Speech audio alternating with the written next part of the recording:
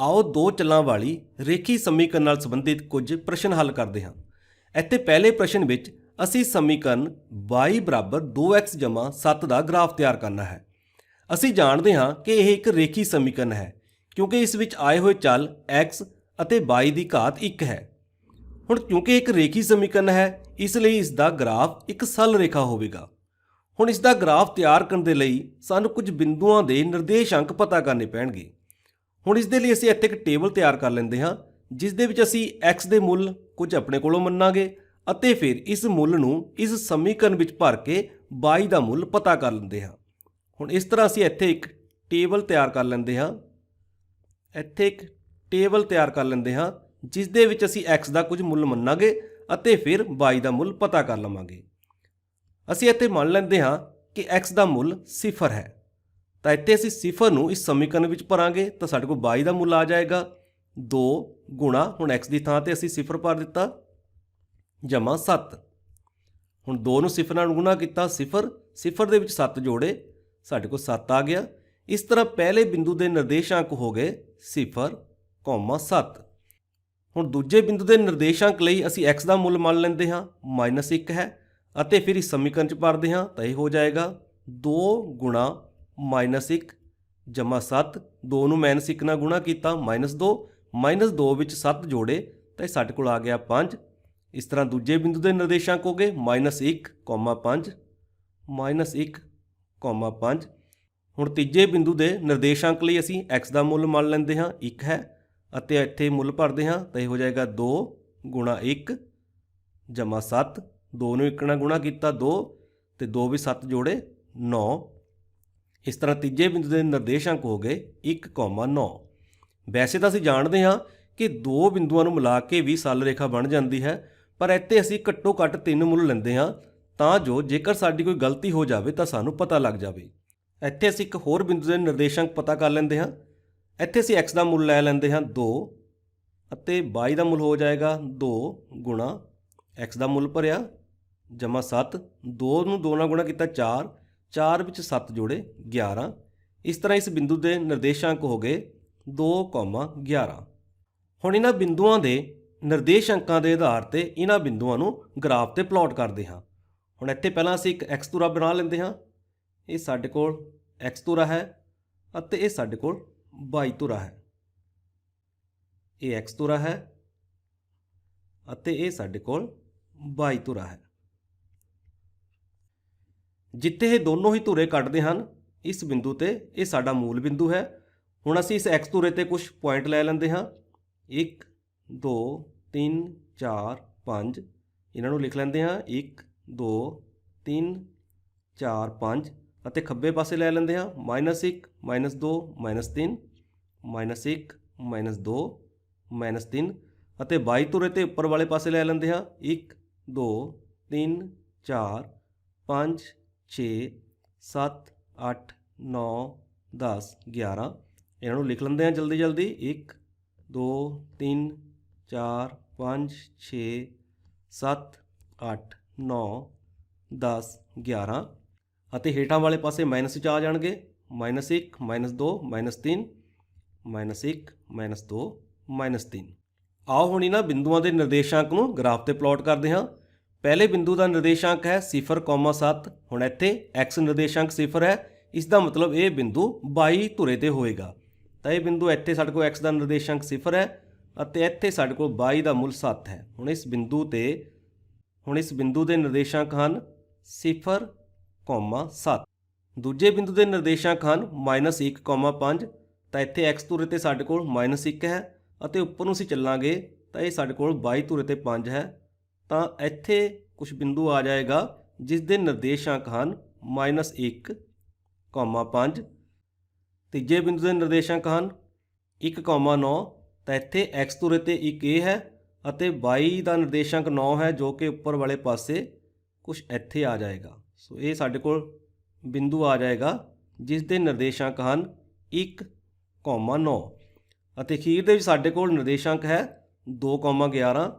ਤਾਂ 2 ਸਾਡੇ ਕੋਲ ਇੱਥੇ ਹੈ ਅਤੇ ਉੱਪਰ ਵਾਲੇ ਪਾਸੇ ਅਸੀਂ ਜਾਵਾਂਗੇ ਤਾਂ 11 ਸਾਡੇ ਕੋਲ ਇੱਥੇ ਹੈ। ਤਾਂ ਇੱਥੇ ਕੁਝ ਬਿੰਦੂ ਆ ਜਾਏਗਾ ਜਿਸ ਦੇ ਨਿਰਦੇਸ਼ਾਂਕ ਹਨ 2, 11। ਹੁਣ ਆਓ ਸਕੇਲ ਦੀ ਮਦਦ ਦੇ ਨਾਲ ਇਹਨਾਂ ਬਿੰਦੂਆਂ ਨੂੰ ਆਪਸ 'ਚ ਮਿਲਾ ਕੇ ਦੇਖਦੇ ਹਾਂ ਕਿ ਸਰਲ ਰੇਖਾ ਬਣਦੀ ਹੈ ਜਾਂ ਨਹੀਂ। ਤਾਂ ਇੱਥੇ ਮੈਂ ਇਸ ਬਿੰਦੂ ਨੂੰ ਇੱਥੇ ਮਿਲਾਇਆ ਅਤੇ ਦੂਜਾ ਬਿੰਦੂ ਇੱਥੇ। ਤਾਂ ਇੱਥੇ ਲਗਭਗ ਇਹ ਸਾਰੇ ਹੀ ਬਿੰਦੂ ਇਸ ਸਕੇਲ 'ਤੇ ਆ ਗਏ ਹਨ। ਤਾਂ ਮੈਂ ਇਸ ਨੂੰ ਇੱਥੇ ਲਾਈਨ ਬਣਾ ਲੈਂਦਾ ਹਾਂ। ਤਾਂ ਇਹ ਸਾਡੇ ਕੋਲ ਇੱਕ ਗ੍ਰਾਫ ਤਿਆਰ ਹੋ ਗਿਆ ਹੈ ਜੋ ਕਿ ਸਮੀਕਰਨ y ਬਰਾਬਰ 2x ਜਮ੍ਹਾਂ 7 ਨੂੰ ਦਰਸਾਉਂਦਾ ਹੈ। ਹੁਣ ਅਸੀਂ ਇੱਥੇ ਦੇਖਦੇ ਹਾਂ ਕਿ ਇਹ ਰੇਖਾ ਇਹਨਾਂ ਬਿੰਦੂਆਂ ਨਾਲ ਮਿਲ ਕੇ ਬਣੀ ਹੈ। ਇਸ ਤਰ੍ਹਾਂ ਇਹ ਰੇਖਾ ਇਸ ਰੇਖੀ ਸਮੀਕਰਨ y ਬਰਾਬਰ 2x ਜਮ੍ਹਾਂ 7 ਦਾ ਗ੍ਰਾਫ ਹੈ। ਹੁਣ ਆਓ ਅੱਗੇ ਦੋ ਚੱਲਾਂ ਵਾਲੀ ਰੇਖੀ ਸਮੀਕਰਨ ਨਾਲ ਸੰਬੰਧਿਤ ਇੱਕ ਹੋਰ ਸਵਾਲ ਹੱਲ ਕਰਦੇ ਹਾਂ। ਪ੍ਰਸ਼ਨ ਹੈ, ਏਅਰਪੋਰਟ ਤੇ ਤੁਸੀਂ ਆਪਣੇ ਡਾਲਰ ਨੂੰ ਯੂਰੋ ਵਿੱਚ ਬਦਲ ਸਕਦੇ ਹੋ, ਪਰ ਇਸ ਦੇ ਬਦਲੇ $5 ਫੀਸ ਲੱਗਦੀ ਹੈ ਤੇ ਬਾਕੀ ਹਰੇਕ ਡਾਲਰ ਬਦਲੇ 0.7 ਯੂਰੋ ਮਿਲਦੇ ਹਨ। ਇਸ ਨੂੰ ਅਲਜਬਰੀ ਰੂਪ ਵਿੱਚ ਬਦਲੋ ਤੇ ਗ੍ਰਾਫ ਪਲਾਟ ਕਰੋ। ਹੁਣ ਇੱਥੇ ਮੈਂ ਤੁਹਾਨੂੰ ਦੱਸ ਦਵਾਂ ਕਿ ਜਿਸ ਤਰ੍ਹਾਂ ਭਾਰਤ ਦੀ ਕਰੰਸੀ ਰੁਪਈਆ ਹੈ, ਉਸੇ ਤਰ੍ਹਾਂ ਹੀ ਕੁਝ ਦੇਸ਼ਾਂ ਦੀ ਕਰੰਸੀ ਡਾਲਰ ਹੈ ਜਿਵੇਂ ਅਮਰੀਕਾ ਦੀ, ਅਤੇ ਕੁਝ ਦੇਸ਼ਾਂ ਦੀ ਕਰੰਸੀ ਯੂਰੋ ਹੈ ਜਿਵੇਂ ਇਟਲੀ ਦੀ। ਹੁਣ ਇਸ ਪ੍ਰਸ਼ਨ ਦੇ ਅਨੁਸਾਰ ਕੋਈ ਵਿਅਕਤੀ ਹੈ ਜੋ ਇਸ ਤਰ੍ਹਾਂ ਮੰਨ ਲਓ ਕਿ ਅਮਰੀਕਾ ਤੋਂ ਇਟਲੀ ਦੇ ਵਿੱਚ ਆਇਆ ਹੈ ਅਤੇ ਉਸ ਦੇ ਕੋਲ ਕੁਝ ਡਾਲਰ ਬਚੇ ਹੋਏ ਹਨ ਜੋ ਕਿ ਇਟਲੀ ਦੇ ਵਿੱਚ ਤਾਂ ਨਹੀਂ ਚੱਲਣਗੇ। ਇਸ ਲਈ ਉਹ ਚਾਹੁੰਦਾ ਹੈ ਕਿ ਉਹ ਆਪਣੇ ਡਾਲਰ ਨੂੰ ਯੂਰੋ ਦੇ ਵਿੱਚ ਬਦਲ ਲਵੇ। ਪਰ ਜਦੋਂ ਉਹ ਡਾਲਰ ਨੂੰ ਯੂਰੋ ਵਿੱਚ ਬਦਲਣਾ ਹੈ ਤਾਂ ਪ੍ਰਸ਼ਨ ਦੇ ਅਨੁਸਾਰ $5 ਉਸ ਦੀ ਫੀਸ ਲੱਗਣੀ ਹੈ ਅਤੇ ਹਰੇਕ ਡਾਲਰ ਦੇ ਬਦਲੇ 0.7 ਯੂਰੋ ਮਿਲਣੇ ਹਨ। ਹੁਣ ਇੱਥੇ ਅਸੀਂ ਦੇਖਣਾ ਹੈ ਕਿ ਉਸ ਨੂੰ ਕਿੰਨੇ ਯੂਰੋ ਮਿਲਦੇ ਹਨ। ਤਾਂ ਉਸ ਨੂੰ ਯੂਰੋ ਮਿਲਣਗੇ ਬਰਾਬਰ ਜਿੰਨੇ ਉਸ ਕੋਲ ਡਾਲਰ ਸੀਗੇ, ਉਸ ਦੇ ਵਿੱਚੋਂ $5 ਤਾਂ ਉਸ ਦੀ ਫੀਸ ਹੀ ਲੱਗ ਗਈ ਇਸ ਨੂੰ ਬਦਲਣ ਦੇ ਵਿੱਚ। ਤਾਂ ਇਸ ਦਾ ਮਤਲਬ ਡਾਲਰ ਦੇ ਵਿੱਚੋਂ $5 ਤਾਂ ਮਾਈਨਸ ਹੋ ਗਏ ਅਤੇ ਜੋ ਬਾਕੀ ਡਾਲਰ ਬਚੇ, ਇੱਥੇ ਲਿਖਿਆ ਹੈ ਕਿ ਬਾਕੀ ਹਰੇਕ ਡਾਲਰ ਬਦਲੇ 0.7 ਯੂਰੋ ਮਿਲਦੇ ਹਨ। ਤਾਂ ਇਸ ਦਾ ਮਤਲਬ ਜੋ ਬਾਕੀ ਡਾਲਰ ਬਚੇ ਉਸ ਨੂੰ ਅਸੀਂ 0.7 ਨਾਲ ਗੁਣਾ ਕਰ ਦੇਵਾਂਗੇ। ਆਓ ਹੁਣ ਅੱਗੇ ਇਸ ਨੂੰ ਅਲਜਬਰੀ ਰੂਪ ਦੇ ਵਿੱਚ ਲਿਖਦੇ ਹਾਂ। ਅਸੀਂ ਇੱਥੇ ਮੰਨ ਲੈਂਦੇ ਹਾਂ ਕਿ ਜੋ ਸਾਡਾ ਯੂਰੋ ਹੈ ਉਹ y ਹੈ ਅਤੇ ਜੋ ਡਾਲਰ ਹੈ ਉਹ x ਹੈ। ਤਾਂ ਇਹ ਸਾਡੇ ਕੋਲ ਬਣ ਜਾਏਗਾ y ਬਰਾਬਰ 0.7, ਇੱਥੇ ਆ ਜਾਏਗਾ x ਮਾਈਨਸ 5। ਇਸ ਤਰ੍ਹਾਂ ਜੋ ਇਹ ਪ੍ਰਸ਼ਨ ਦੇ ਵਿੱਚ ਸਾਨੂੰ ਸਟੇਟਮੈਂਟ ਦਿੱਤੀ ਸੀ ਉਸ ਨੂੰ ਅਸੀਂ ਅਲਜਬਰੀ ਰੂਪ ਦੇ ਵਿੱਚ ਬਦਲ ਲਿਆ। ਹੁਣ ਅੱਗੇ ਸਾਨੂੰ ਕਿਹਾ ਗਿਆ ਹੈ ਕਿ ਇਸ ਦਾ ਗ੍ਰਾਫ ਪਲਾਟ ਕਰੋ। ਹੁਣ ਗ੍ਰਾਫ ਪਲਾਟ ਕਰਨ ਦੇ ਲਈ ਸਾਨੂੰ ਬਿੰਦੂਆਂ ਦੇ ਨਿਰਦੇਸ਼ਾਂਕਾਂ ਦੀ ਲੋੜ ਹੈ। ਤਾਂ ਇਸ ਦੇ ਲਈ ਅਸੀਂ ਇੱਥੇ ਇੱਕ ਟੇਬਲ ਤਿਆਰ ਕਰ ਲੈਂਦੇ ਹਾਂ। ਅਸੀਂ ਇੱਥੇ ਲਿਖ ਲੈਂਦੇ ਹਾਂ ਡਾਲਰ ਅਤੇ ਦੂਜੇ ਪਾਸੇ ਯੂਰੋ ਲਿਖ ਲੈਂਦੇ ਹਾਂ ਯੂਰੋ। ਇਸ ਤਰ੍ਹਾਂ ਅਸੀਂ ਇੱਕ ਟੇਬਲ ਤਿਆਰ ਕਰ ਲੈਂਦੇ ਹਾਂ। ਹੁਣ ਇੱਥੇ ਅਸੀਂ ਕੁਝ ਡਾਲਰ ਦਾ ਮੁੱਲ ਮੰਨਾਂਗੇ ਅਤੇ ਫਿਰ ਯੂਰੋ ਦਾ ਮੁੱਲ ਪਤਾ ਕਰ ਲਵਾਂਗੇ। ਅਸੀਂ ਪਹਿਲੇ ਮੰਨ ਲੈਂਦੇ ਹਾਂ ਕਿ ਸਾਡੇ ਕੋਲ $10 ਹਨ। ਤਾਂ ਕਿੰਨੇ ਯੂਰੋ ਹੋ ਜਾਣਗੇ? ਤਾਂ ਇੱਥੇ ਸਾਡੇ ਕੋਲ $10 ਹਨ। 10 ਵਿੱਚੋਂ 5 ਮਾਈਨਸ ਕੀਤੇ 5 ਰਹਿ ਜਾਣਗੇ ਅਤੇ 5 ਨੂੰ 0.7 ਨਾਲ ਗੁਣਾ ਕਰਕੇ ਸਾਡੇ ਕੋਲ ਆ ਜਾਏਗਾ 3.5। ਅੱਗੇ ਜੇਕਰ ਅਸੀਂ ਡਾਲਰ ਸਾਡੇ ਕੋਲ 15 ਹੋਣ ਤਾਂ ਇੱਥੇ ਸਾਡੇ ਕੋਲ 15 ਵਿੱਚੋਂ 5 ਮਾਈਨਸ ਕੀਤੇ 10 ਅਤੇ 10 ਨੂੰ 0.7 ਨਾਲ ਗੁਣਾ ਕਰਕੇ ਸਾਡੇ ਕੋਲ ਯੂਰੋ ਆ ਜਾਣਗੇ 7। ਅਤੇ ਅੱਗੇ ਇੱਕ ਹੋਰ ਵੈਲਿਊ ਲੈ ਲੈਂਦੇ ਹਾਂ। ਜੇਕਰ ਸਾਡੇ ਕੋਲ ਡਾਲਰ 25 ਹੋਣ ਤਾਂ ਸਾਡੇ ਕੋਲ ਯੂਰੋ ਕਿੰਨੇ ਹੋਣਗੇ? 25 ਵਿੱਚੋਂ 5 ਮਾਈਨਸ ਕੀਤੇ 20 ਨੂੰ 0.7 ਨਾਲ ਗੁਣਾ ਕੀਤਾ, ਇਹ ਆ ਜਾਣਗੇ 14। ਅਤੇ ਇੱਕ ਵੈਲਿਊ ਹੋਰ ਲੈ ਲੈਂਦੇ ਹਾਂ। ਇੱਥੇ ਅਸੀਂ ਲੈ ਲੈਂਦੇ ਹਾਂ ਡਾਲਰ ਸਾਡੇ ਕੋਲ 35 ਅਤੇ ਯੂਰੋ ਹੋ ਜਾਣਗੇ 35 ਵਿੱਚੋਂ 5 ਮਾਈਨਸ ਕੀਤੇ 30 ਅਤੇ 30 ਨੂੰ 0.7 ਨਾਲ ਗੁਣਾ ਕੀਤਾ, ਇਹ ਆ ਜਾਏਗਾ 21। ਇਸ ਤਰ੍ਹਾਂ ਸਾਡੇ ਕੋਲ ਕੁਝ ਨਿਰਦੇਸ਼ਾਂਕ ਬਣਨਗੇ 10, 3.5, 15,7, 25,14 ਅਤੇ 35,21। ਹੁਣ ਇਹਨਾਂ ਨਿਰਦੇਸ਼ਾਂਕਾਂ ਦੇ ਆਧਾਰ 'ਤੇ ਅਸੀਂ ਇਸ ਦਾ ਇੱਕ ਗ੍ਰਾਫ ਪਲਾਟ ਕਰ ਲੈਂਦੇ ਹਾਂ। ਤਾਂ ਇਸ ਦੇ ਲਈ ਅਸੀਂ ਇੱਥੇ ਇੱਕ x ਧੁਰਾ ਲੈ ਲੈਂਦੇ ਹਾਂ। ਸਾਡੇ ਕੋਲ x ਧੁਰਾ ਹੈ ਅਤੇ ਉੱਪਰ ਵਾਲੇ ਪਾਸੇ ਅਸੀਂ y ਧੁਰਾ ਲੈ ਲੈਂਦੇ ਹਾਂ। ਇਹ ਸਾਡੇ ਕੋਲ y ਧੁਰਾ ਹੈ। ਹੁਣ ਇੱਥੇ ਸਾਡੇ ਕੋਲ ਨਿਰਦੇਸ਼ਾਂਕ ਦੋਨੋਂ ਹੀ ਪਲੱਸ ਦੇ ਹਨ, ਇਸ ਲਈ ਅਸੀਂ ਪਹਿਲੀ ਚੌਥਾਈ ਦਾ ਹਿੱਸਾ ਜ਼ਿਆਦਾ ਰੱਖ ਲਿਆ ਹੈ। ਹੁਣ ਇਹ ਸਾਡੇ ਕੋਲ x ਧੁਰਾ ਹੈ ਅਤੇ ਇਹ ਸਾਡੇ ਕੋਲ y ਧੁਰਾ ਹੈ ਅਤੇ ਇਹ ਬਿੰਦੂ ਮੂਲ ਬਿੰਦੂ ਹੈ। ਸੱਜੇ ਵਾਲੇ ਪਾਸੇ ਅਸੀਂ 5 ਦੀ ਵਿੱਥ ਦੇ ਪੁਆਇੰਟ ਲੈ ਲੈਂਦੇ ਹਾਂ। ਇੱਥੇ ਲੈ ਲੈਂਦੇ ਹਾਂ 5, 10, 15, 20, 25, 30, 35, 40, 45। ਇਹ ਹੋ ਗਿਆ ਸਾਡੇ ਕੋਲ 5, 10, 15, 20, 25, 30 35 40 45 ਅਤੇ ਉੱਪਰਲੇ ਵਾਲੇ ਪਾਸੇ ਵੀ ਅਸੀਂ 5 ਦੀ ਵਿੱਥ ਲੈ ਲੈਂਦੇ ਹਾਂ। 5 10 15 20 25 30 35 40 45 ਜੋ ਕਿ 5 10 15 20 25 30 35 40 45। ਹੁਣ ਉੱਪਰਲੇ ਵਾਲੇ ਪਾਸੇ ਸਾਡੇ ਯੂਰੋ ਹਨ ਅਤੇ ਹੇਠਲੇ ਪਾਸੇ ਸਾਡੇ ਡਾਲਰ ਹਨ। ਹੁਣ ਇੱਥੇ ਪਹਿਲੇ ਬਿੰਦੂ ਦੇ ਨਿਰਦੇਸ਼ਾਂਕ ਹਨ 10,3.5, ਤਾਂ ਸਾਡੇ ਕੋਲ ਪਹਿਲੇ 10 ਇੱਥੇ ਆ ਗਿਆ ਅਤੇ 3.5 ਕੁਛ ਇੱਥੇ ਜੇ ਆ ਜਾਏਗਾ, ਤਾਂ ਇਹ ਸਾਡੇ ਕੋਲ ਪਹਿਲੇ ਬਿੰਦੂ ਦੇ ਨਿਰਦੇਸ਼ਾਂਕ ਆ ਗਏ। ਦੂਜਾ ਬਿੰਦੂ ਹੈ 15,7, ਸੋ 15 ਇਹ ਹੈ ਅਤੇ 7 ਕੁਛ 10 ਤੋਂ ਥੋੜ੍ਹਾ ਜਿਹਾ ਥੱਲੇ ਇੱਥੇ ਜੇ ਆ ਜਾਏਗਾ। ਤੀਜਾ ਹੈ 25,14, ਤਾਂ ਇੱਥੇ ਸਾਡੇ ਕੋਲ 25 ਹੈ ਅਤੇ ਇੱਥੇ ਸਾਡੇ ਕੋਲ 15 ਤੋਂ ਨੀਚੇ ਇੱਥੇ ਸਾਡੇ ਕੋਲ ਆ ਜਾਏਗਾ 25,14 ਅਤੇ ਅੱਗੇ ਹੈ 35,21, तो साढ़े को 35 है, इत्थे 35 ਅਤੇ 21 कुछ 20 ਦੇ ਇੱਥੇ ਬਰਾਬਰ ਜੇ ਆ ਜਾਏਗਾ। ਸੋ ਇਹ ਇੱਥੇ ਜੇ ਆ ਜਾਏਗਾ 35,21। ਹੁਣ ਆਓ ਇਹਨਾਂ ਬਿੰਦੂਆਂ ਨੂੰ ਮਿਲਾ ਕੇ ਇੱਕ ਰੇਖਾ ਬਣਾਉਂਦੇ ਹਾਂ। ਇੱਥੇ ਮੈਂ ਸਕੇਲ ਦੀ ਮਦਦ ਦੇ ਨਾਲ ਇਹਨਾਂ ਨੂੰ ਮਿਲਾਉਂਦਾ ਹਾਂ। ਬਿੰਦੂਆਂ ਨੂੰ ਮਿਲਾ ਲੈਂਦੇ ਹਾਂ।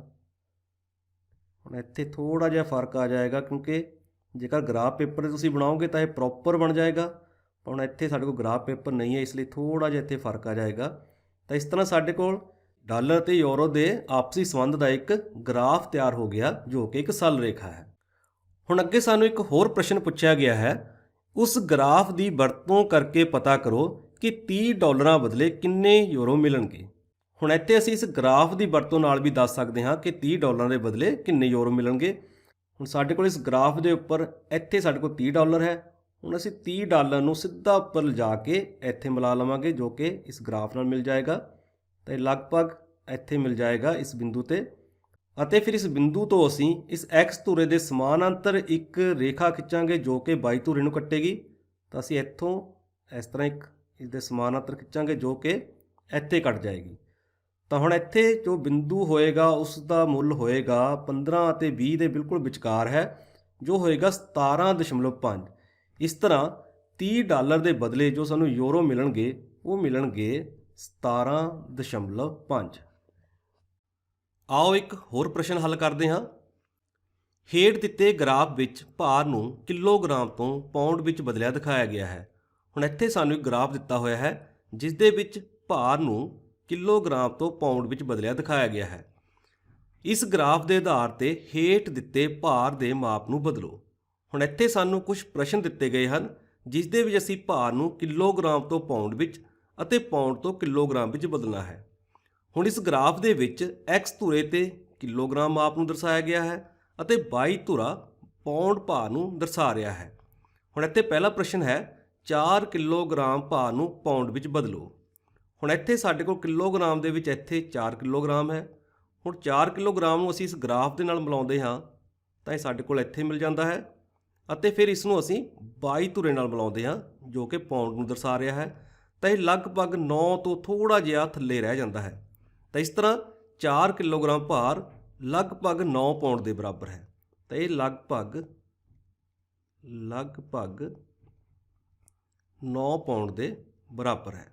ਥੋੜਾ ਘੱਟ ਹੈ, ਲਗਭਗ ਬਰਾਬਰ ਹੈ। ਦੂਜਾ ਪ੍ਰਸ਼ਨ ਹੈ, 9 ਕਿਲੋਗ੍ਰਾਮ ਭਾਰ ਨੂੰ ਪਾਉਂਡ ਵਿੱਚ ਬਦਲੋ। ਹੁਣ ਇੱਥੇ ਸਾਡੇ ਕੋਲ 9 ਕਿਲੋਗ੍ਰਾਮ ਭਾਰ ਹੈ। ਹੁਣ ਇਸ ਨੂੰ ਅਸੀਂ ਜਦੋਂ ਉੱਪਰ ਮਿਲਾਉਂਦੇ ਹਾਂ ਤਾਂ ਇਹ ਜਾ ਕੇ ਇੱਥੇ ਮਿਲ ਜਾਂਦਾ ਹੈ। ਤਾਂ ਇਹ ਪੂਰੀ ਤਰ੍ਹਾਂ 20 ਪਾਉਂਡ ਦੇ ਬਰਾਬਰ ਹੈ। ਇਸ ਤਰ੍ਹਾਂ 9 ਕਿਲੋਗ੍ਰਾਮ ਭਾਰ 20 ਪਾਉਂਡ ਦੇ ਬਰਾਬਰ ਹੈ। 20 ਪਾਉਂਡ ਦੇ ਬਰਾਬਰ ਹੈ। ਹੁਣ ਅਗਲਾ ਪ੍ਰਸ਼ਨ ਹੈ, 12 ਪਾਉਂਡ ਭਾਰ ਨੂੰ ਕਿਲੋਗ੍ਰਾਮ 'ਚ ਬਦਲੋ। ਹੁਣ ਪਾਉਂਡ ਸਾਡੇ ਕੋਲ y ਧੁਰੇ 'ਤੇ ਹਨ, ਤਾਂ 12 ਪਾਉਂਡ ਸਾਡੇ ਕੋਲ ਇੱਥੇ ਹਨ।